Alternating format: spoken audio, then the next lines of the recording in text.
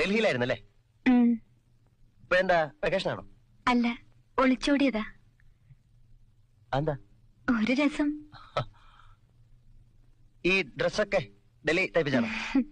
Hey, readymade വാങ്ങിയതാ. ഇതൊക്കെ നന്നായി ചേരുന്നുണ്ട്. പക്ഷെ ഈ കണ്ണാടി ഉണ്ടല്ലോ, ഭയങ്കര ബോറാ.